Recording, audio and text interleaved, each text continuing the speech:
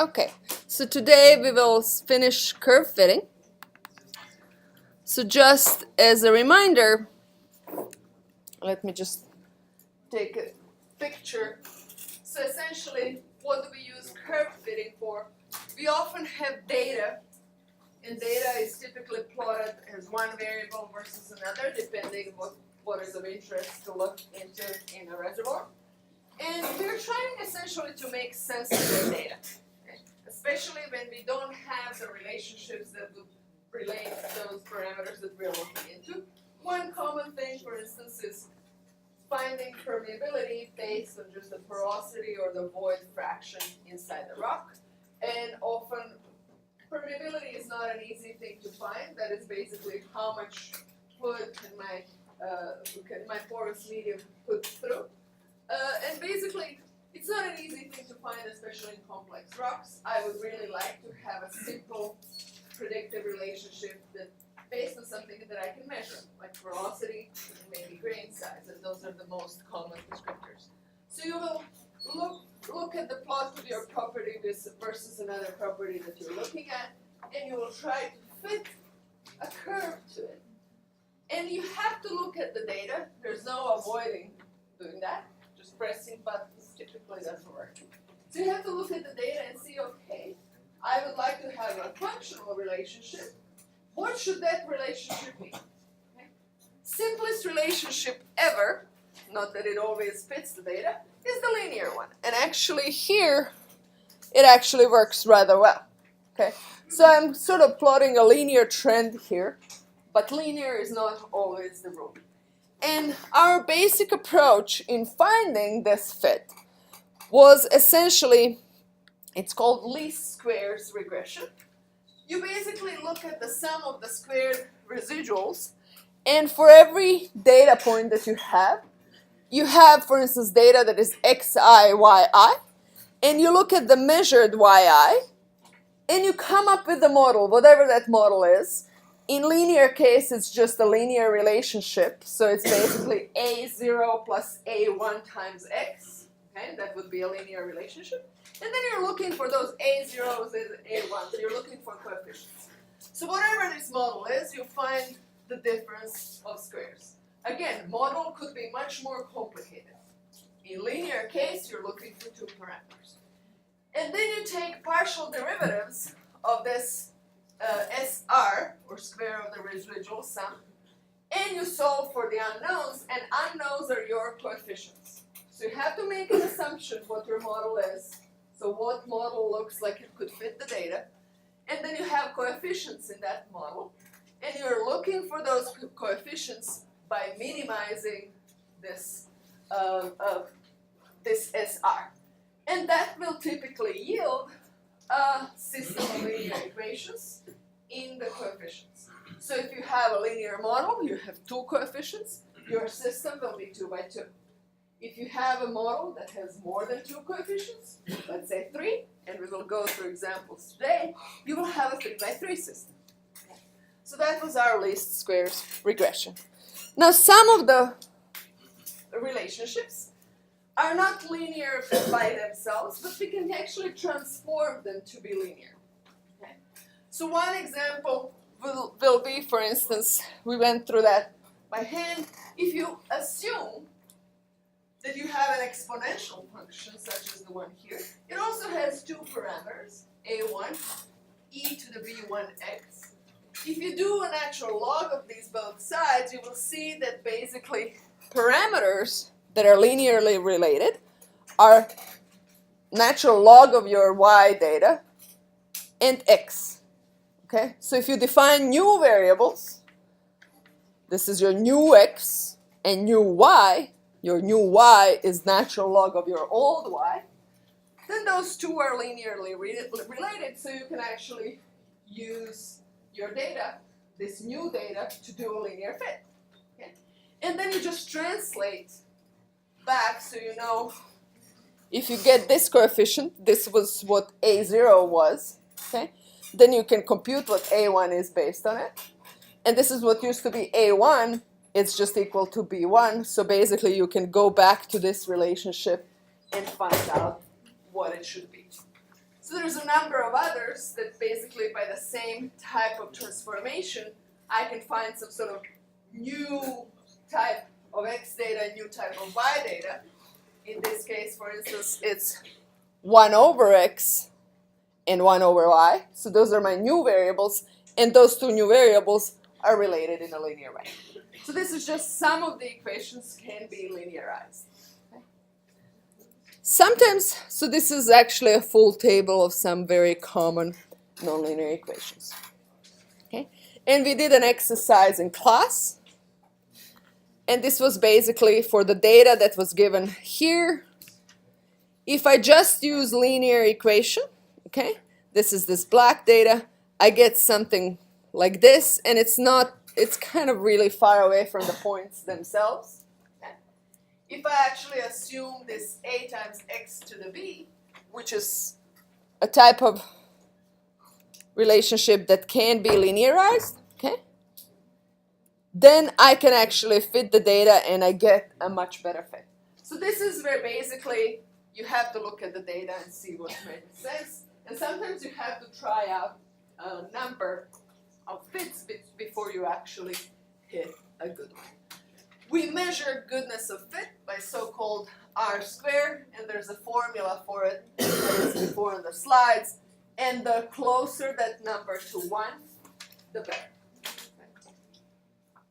So in this case, this red line is much closer to 1 than is the black line. All right. So now we will actually introduce some other type of regression. And you will actually have examples of this in your homework that is going to be assigned today. So sometimes I can say, okay, I can look at the data here, and obviously any kind of line through this data is going to be a terrible fit. Okay? I don't need to go and do it to see how bad it is. I need something curved. Parabolas are curved. Okay? A function that describes a parabola is a0 plus a1x plus a2x squared. Okay. So I have 3 coefficients that define it. Error, just like we had in linear regression. So my data that is given to me, I'm assuming it's this model, okay, depending on the x. So I have x and y pairs, right? So in every pair, I could express my y as this function of x, which is parabolic function now, and some error. And I'm essentially looking to, so error is my y minus model. Okay, so this is my measured y minus my model y, just like I introduced before for linear regression. And I'm looking, so this is my error, e squared, at each point. And I'm looking at some of those squares. Procedure is the same as we did for linear regression. It's just that right now, I'm going to have 3 instead of, so this is what we had before. Okay? This last term wasn't here, my model was linear. Now I'm just adding one more term, and I'm looking for one more coefficient. So what is now the procedure to actually try to minimize this sum? If my coefficients a0, a1, a2 are minimizing this SR, and this SR is essentially a function of a0, a1, a2, what has to be true at that minimum? Yes. Can we take the partial derivative with respect to each a and then that equals 0? So anytime we have, this is actually just a function of one variable, right? The moment I have either a maximum or minimum, okay, my derivative is going to be 0 at that point. Same is true in multiple variables. So I have here SR, which is a function of a0, a1, a2. Partial derivative of SR with respect to a0 has to be 0. Partial derivative of SR with respect to a1 has to be 0. And partial derivative of SR with respect to a2 has to be 0. Those are 3 equations. How many unknowns do I have? 3. So what will I get? A linear system, 3x3 linear system for A0, A1, A2. So when you do that, okay, partial derivative, just like we did in the introductory example, you will get something like this for the partial derivative with respect to A0. Okay. You have to do the chain rule, remember. Okay. So this is how xi shows up here as a chain rule, because the derivative of this with respect to A1 is minus xi. Okay. And with respect to A2, you get xi squared. So once you clean that up, again, the fact that I have xi squared doesn't bother me. Xi is a number I know. Same for yi. So basically, I will have a linear equation, set of equations in A0, A1, A2. Okay. All of these sums, it's a little bit of work to compute, but it's straightforward. So I will set up a 3x3 system with these coefficients. Number of points, sum of all xi, sum of all xi squared, sum of all xi I already have here, this sum I already have. I also have xi cubed and xi to the 4. So these are the sums that I need to compute and set up the system. And everything with yi shows up on the right-hand side. Yes? The third one over there, couldn't it be partial FR over A? 2. Yes. There's a mistake. So there's A2 here. Good catch. Okay? Is this clear, the process? Again, any model that I come up with, here model is parabolic. Any other, I would have the same procedure. What's that N? N is number of points that I have. So, and these sums go from 1 to n. Okay.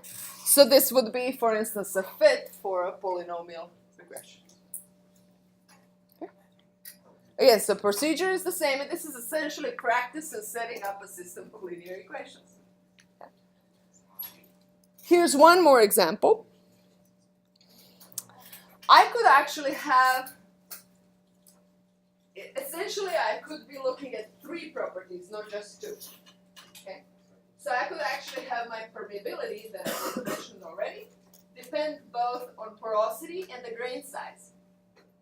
And as I go through the well, okay, at each dip, I might have a different formation, and that different formation will have different porosity that I measure and different grain size. So for porosity, I actually have a bell log, like neutral porosity that I can use. I can also take samples and take it to the lab and do helium porosity measurement on a sample.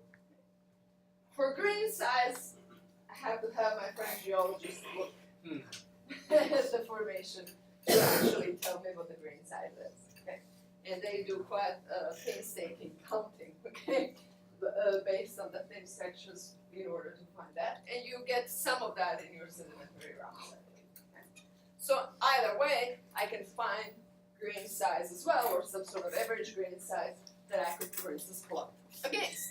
So then my permeability, which is here y, is a function of x1, which is porosity, and x2, which is grain size. So then the simplest ever relationship that I could have between those 3 variables is a linear one again. Okay? It's just that I have 2 variables to work with. And I'm looking for altogether 3 coefficients, A0, A1, A2. So now my model is this. This is the model, or my model Y. This is my actual measurement, and error is difference between the 2. Okay.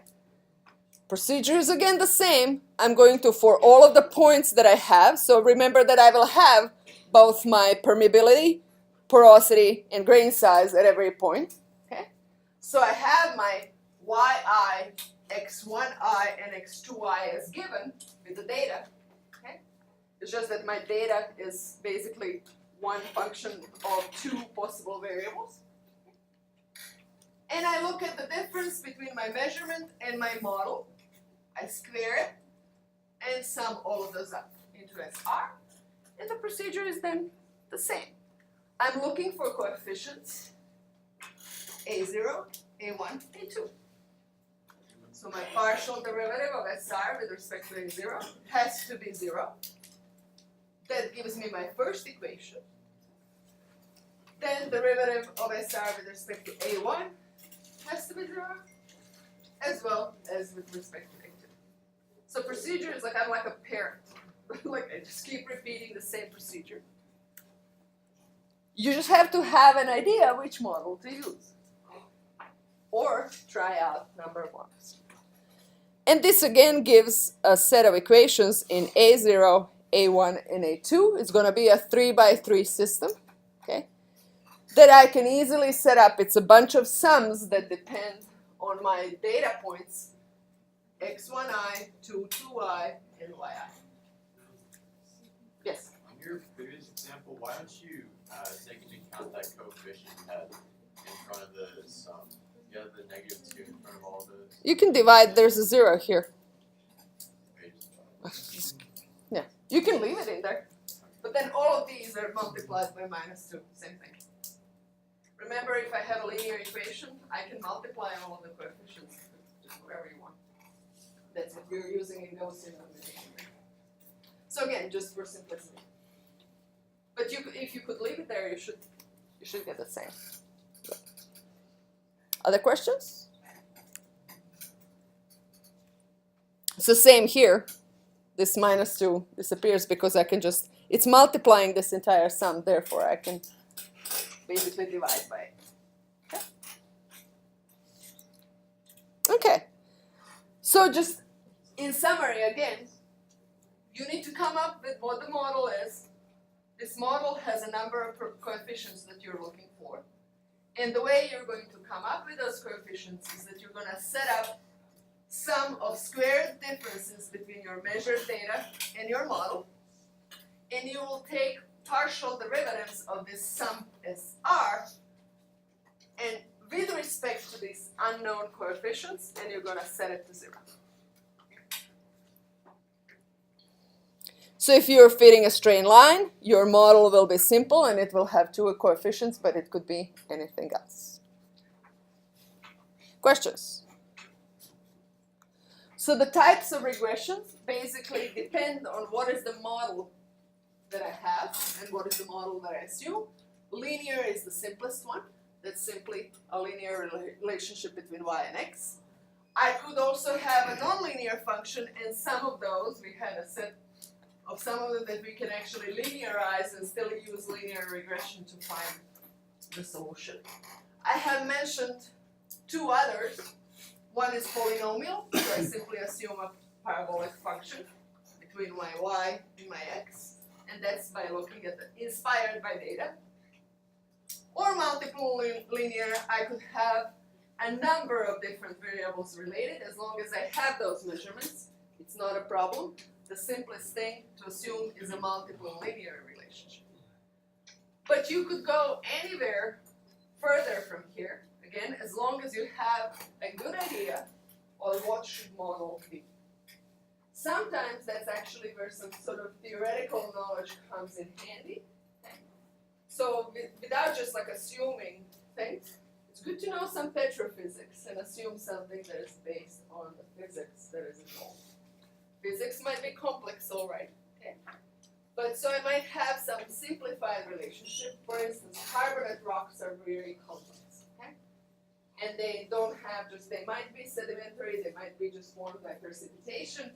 Then I have all kinds of dissolution processes, precipitation processes, all kinds of things that are actually modifying them after the fact, okay? And that introduces complexity that it's kind of hard to measure. But before I fit a model, I might actually look at some sandstone model that I know and that is relatively simple. So I can kind of get inspired by some more of a theoretical result or more robust result that I have for a different type of rock before I go and assume a relationship for carbonate rock. So when you have something complex, it is often useful to actually go to some theoretical knowledge to see what is this model that I could actually draw upon that is similar to something that I know from before. So often you do have to try out different types. All right. So this is essentially what I have for curve fitting. Your reading assignment, and it'll be used in homework, is just basically to expand on this polynomial regression and multiple linear regression. Does everybody have access to some form of a textbook? If you don't, let me know. Okay?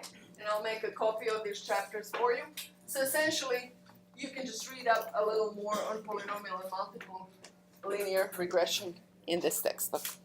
Okay. All right. And now we will move on. I have posted a new lecture 8 already. So it should be on Canvas. I hope that upload went well. That was this morning, so there's a better chance of it going well. We will learn how to discretize ordinary differential equations. So most of you have gone through ODEs class, right? And that was a lot of analytical solutions to ODEs, correct? We will do none of that here. You have learned in your ODE class how to solve about 2% of the problems that show up. Those are the ones that have analytical solutions. For everything else, we actually have to use numerical methods. This is not to say that analytical solutions are not useful. A lot of equations are linearized, and they actually have linear solutions, and it's extremely powerful to have analytical solutions because those are fast. Plug it into the formula, you compute, you're good to go. You can have extremely fast predictions that way. Any kind of numerical solutions, the finer or the better your problem is discretized, it's going to take a longer time to solve, and that can seriously slow you down in any larger problem. And in petroleum engineering, there is no lack of large problems. Okay? Every reservoir is a large reservoir.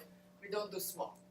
So in any event, you will learn how to actually discretize and solve differential equations. It does come as sort of the last topic, but it's extremely an important one. You will build upon this introduction in your other classes, so you will have reservoir simulation, at least 2, if not 3 courses following this. So this is not a topic that stops and ends here, but this is just to give you a flavor. Your computational problem, your computational project is also basically on discretizing partial differential equations, so a little more complex than here. Okay?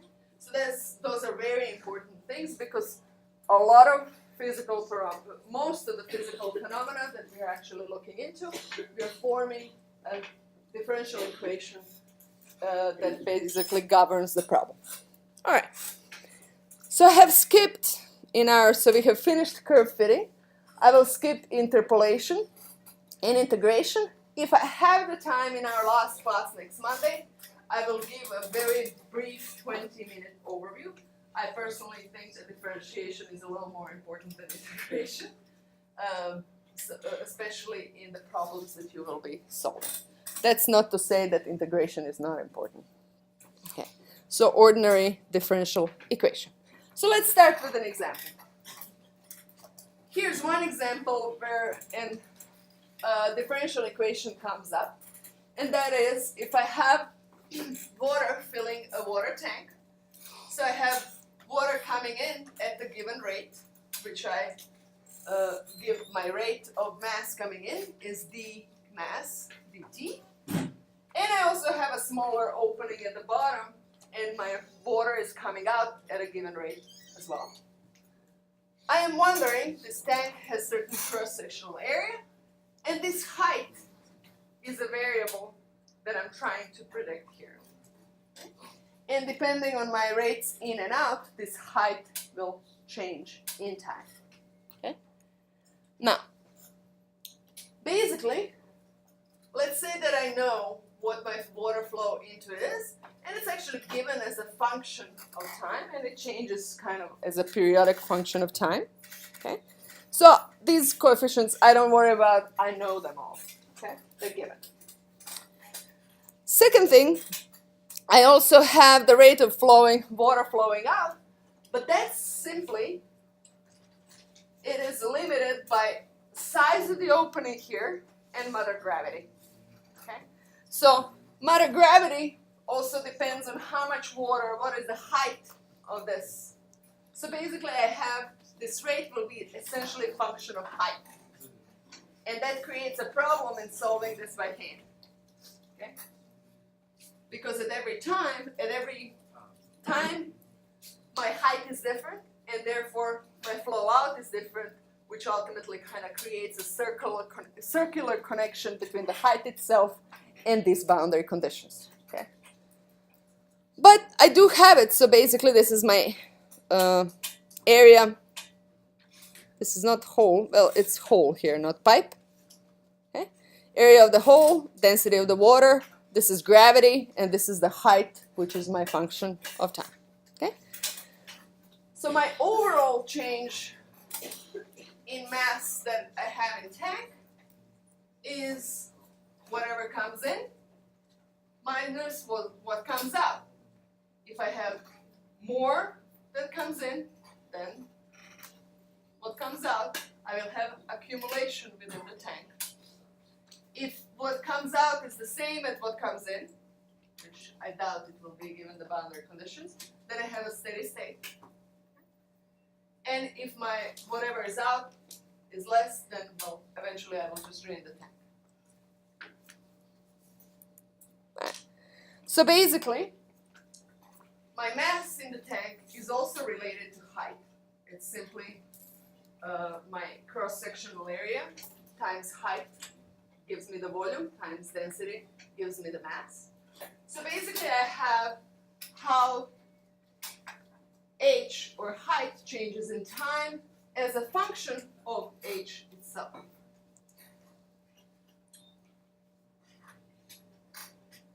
So this is the part where if I could solve numerically, if I could solve analytically, that would be great.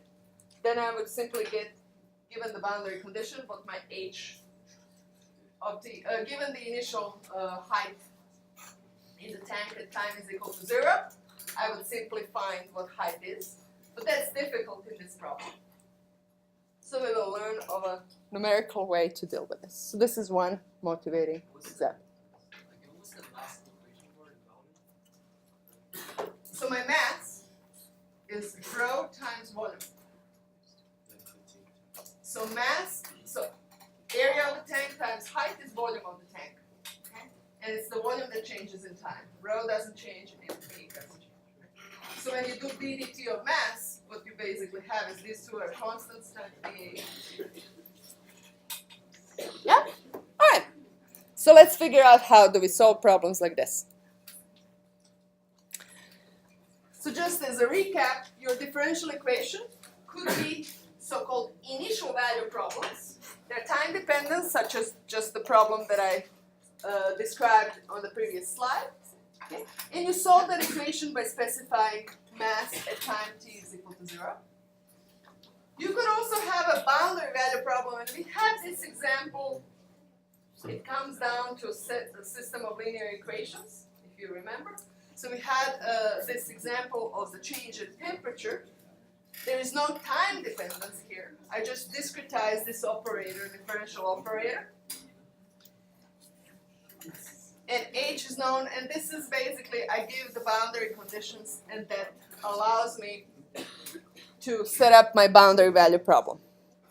Okay. When I refer to the order of the differential equation, you could have, that basically refers to the order of derivatives that you actually have in your problem. So if you have only a first derivative, that's so-called first order. If you have second derivative show up, that's your second order equation.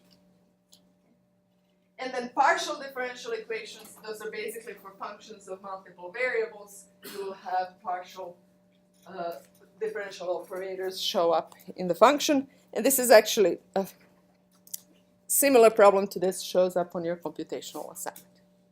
Okay. So we will mostly deal with initial value problems. And this is a general class of Runge-Kutta methods, though we will have different methods under different names. This is a situation where you have first order equation, and you depend only, so I had t, here I have x, so I have changed my time to x, same thing. So basically derivative of my function with respect to the only variable I depend on is some function of both x and the function itself, function y itself. And this is a similar situation as that water in the tank. Okay? It's just that I had h and t instead of y and x. Okay? So the way we approach these in terms of a simplified solution, I will keep working on my new value. So I will start from initial value that is given for my x. Okay? And then my new value will be this old value, or previous value rather, plus some slope times a step size. And this is why I changed the names, because step size is often called h. So I went from height h to step size h. We note that change. But in numerical analysis, it's really common to call it h. And I will just keep going, okay, as I get the solution. So basically, I go from a value that I know, okay, and this is the function I'm looking for, but I'm finding an approximate solution. So I will just basically, here I could estimate this slope as just the derivative of the function at this point. And that slope would send me to this point instead of this point. Okay? But this is an approximate solution to this. Now, the smaller, this is my h, my step size. The smaller the step size, the better. Because if my step size is here, I'm going to be closer to the function itself. So my step size should never be too big. And this is immediately one idea for this slope. Okay? So this slope is essentially a derivative of the function that I'm looking for at this point. Derivative is given right there, dy dx is f of xy. So one simple solution for phi, or the simplest ever, is just to replace this phi with f of xy. Does everybody see this? Okay. And again, if my step size is small, I should be okay. So basically, the slope is simply dy of dx, but that's given, dy dx is my derivative, that's the slope. That's given by the ordinary differential equation itself as f of xi by I. So this is, Euler came up with this. Euler came up with a lot of things.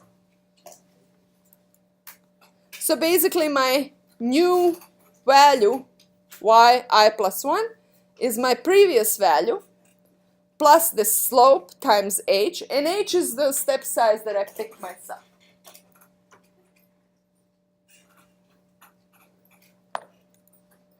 And the way I'm finding the solution, so I'm looking for function y of x. I'm really looking for it at a set of discretized points. Okay? So my solution will be simply a set of values for chosen values of x. Okay? That's what we always do when we're looking for numerical solutions. Okay? So basically what you would, let's say that you're starting from the first value, so you're solving a problem on interval 0 to 4. Okay? What you do is you decide what is going to be your step size, and in this case I decided that 0.5 is going to be my step size. So I'm looking really for values of this function that I'm trying to predict at 0.0, 0.5, 1, 1.5, 2, 2.5, 3, 3.5, and 4. So the moment I have values of y at those points, I have solved my problem numerically. My true solution, meanwhile, is some function, okay, that is defined continuously on my 0 to 4. And if I had an analytical solution, I would just evaluate that function at whatever point between 0 and 4 I please. So this is one example what Euler's method would give you. Okay? Here you would start, so this is your initial value that is given. So y at 0 is given, and it's this value here, 1. Okay? So here at 1, I would figure out what is my slope. Slope is actually given by that function f of x, f of 0, 0. Okay? And that is this slope. And that takes me for this step size to this point. Okay? Then I evaluate what is my f of 0 and this point here, whatever is the y value here, so something above 5. Okay? I evaluate the slope, and let's say that this is the next slope. So that slope takes me, I take it for the length of my step, which is h, and I get here, and I keep going. So this is how I get value at this point, this point, this point, and so forth, and that is my solution. So if you just look at the, how did you actually come up with Euler's method? If I had Taylor series would tell me that y at xi plus h, which is my next value that I'm looking for, is yi, that is the previous value, plus that h times dy dx, right? And dy dx is actually f of xi yi. Okay? And then I have higher order terms. Okay? In Taylor series. So anything above this is sort of like a function of h squared. So if my h is relatively small, this should be relatively small as well. Because this is essentially the error I'm making. Okay? And I do that error at every step. So as I'm marching through the problem, I'm kind of building up errors. From previous step, I made an error already. Then I'm using that value, approximate value. I'm making error again. And I keep making errors. So they do pile up. Okay? So my local error is so-called, this is called O of h squared, if you remember that O notation. But when they pile up, ultimately my Euler error is O of h. Okay? So this is the error that I'm making. And this is dominated by h squared. But I have to pile up, and ultimately I'm only first order after. So this is just to look at a little bit like what is the error that we're making. Okay? Now, as you get smaller, so for instance, h is 0.25, you would actually get closer to your true value. And as h gets smaller, you will get closer and closer. And that's the whole idea of a good numerical method. As you're making the step size smaller, you should get closer to your actual solution. That is what we call convergence. Okay. So overall, when I have error that I look at, I always have some round off because I'm working with computers. Okay. And I have this truncation that I got by chopping off all of these terms in Taylor series. And that truncation is both local truncation at each point plus whatever propagated from points before and piled up. So I call that a general truncation error. Okay. So this is what we call global truncation that has both components in it. We will next time basically do this exercise. You can look at it already if you want, but we will actually solve a problem using this Euler, and we will do some programming.